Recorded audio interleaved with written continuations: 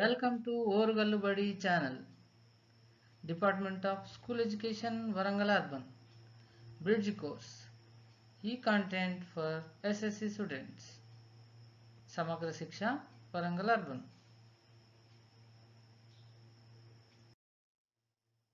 Sampat Kumar Kokkula, Essay English, ZPHS Kothakonda, Bhimadevarapalli, Warangal Urban. Bridge course for SSC students, subject, English, topic, the river, poem, subtopic, reading comprehension. Children, let us see the learning outcomes. After watching the video, you will be able to comprehend the poem, understand the theme of the poem, grasp the literary aspects of the poem, appreciate aesthetic value of the poem. Children, now try to answer these questions. What are the basic needs of living things? Can you say? Yes, you can say. Food, water, shelter are the basic needs. Children, try to answer these questions. What are the water resources in our surroundings? Where do you find water? Yes, we find water everywhere. In wells, bore wells, tanks, rivers, seas and oceans. We have natural water resources also. Let us see.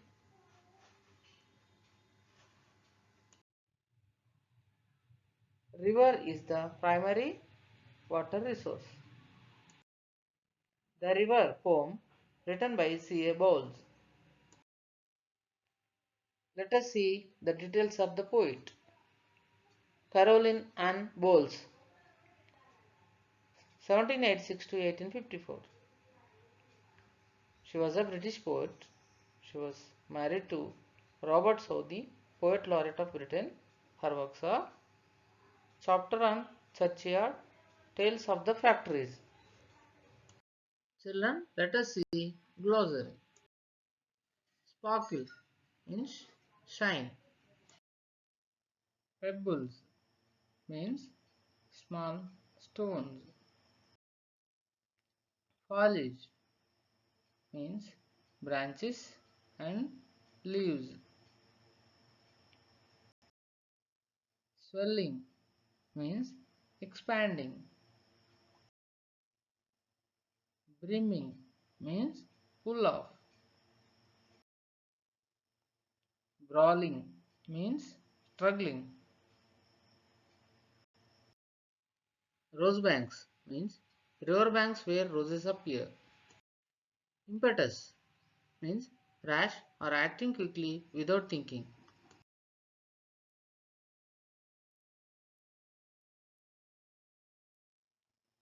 Mortal prime, the best part of one's life that cannot last forever. Eternity, life continuing without end after death. Now let us see the poem The River. Let's read and understand the poem. Now listen to the poem carefully.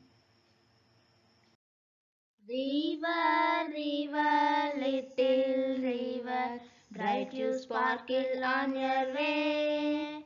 O'er the yellow pebbles dancing, through the flowers and foliage glancing. Like a child at play, like a child at play, like a child at play. O river. River, river, swelling river, on you rush through rough and smooth. Louder, faster, brawling, leaping, over rocks by rose banks sweeping. Like impetus youth, like impetus youth, like impetus youth, O river. River, river, brimming river, broad and deep and still as time. seeming still yet still in motion, tending onward to the ocean. Just like mortal prime, just like mortal prime, just like mortal prime, O river.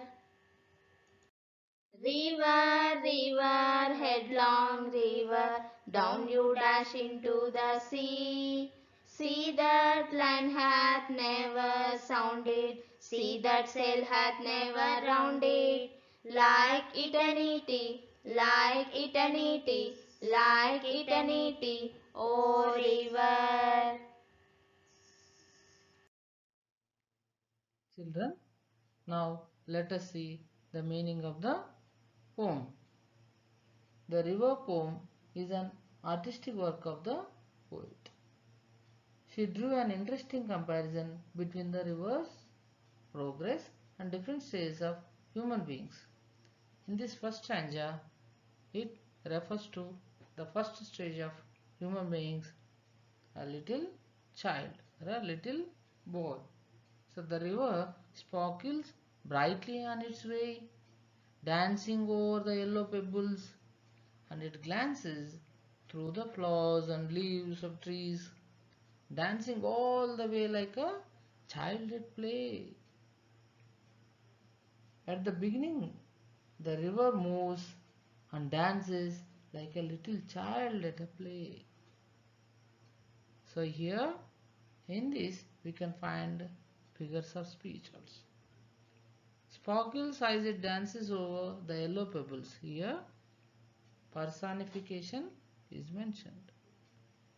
And here comparing the river to a child at play is a simile.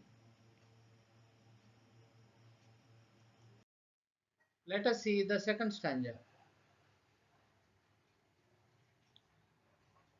Here the second stage of human being is mentioned, that is young man. Here the river swells and runs very fast. It is rash like an impetuous youth. It is swelling as the other streams are joining. It goes on expanding. It is brawling like an impetuous youth. It rushes through rough places and smooth places. It is brawling and leaping. It is moving through the rough rocks and rose banks. It is struggling like a reckless youth. Let us see the third stanza. Here the third stage of humans is mentioned, that is middle-aged person. At this stage the river expands more and looks motionless. It looks still though it is moving. It is wider and deeper when it grows. Here it is like a man at his prime age. It is broad and deep and motionless as time, though it seems motionless and moving towards the ocean. Now it is like a man in his mortal prime. Let us see the fourth stanza. Here, old man. The stage of old man is mentioned here. Every journey ends at one point. The river moves and at the end it joins the sea. It dashes into the sea. It gets eternity at the sea. The human life, the old age ends with death of eternity. That is an immortal stage. Here, the river moves quickly down into the sea. The sea's depth has never been measured. Now the situation of the river is compared to eternity.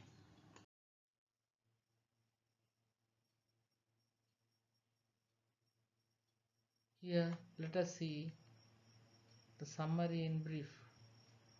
Important points. The poem describes the stages of life and the beauty of the nature.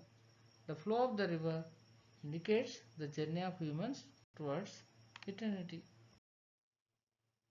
The poet is tried to compare the four stages of life with the journey of the river. The river starts its journey with active mood and movements of a child and ends the life, reaching the sea after crossing the different stages of life. Children, try to answer these questions.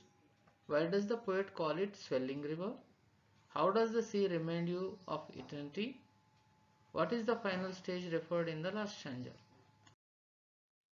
Children, it's time for assignment.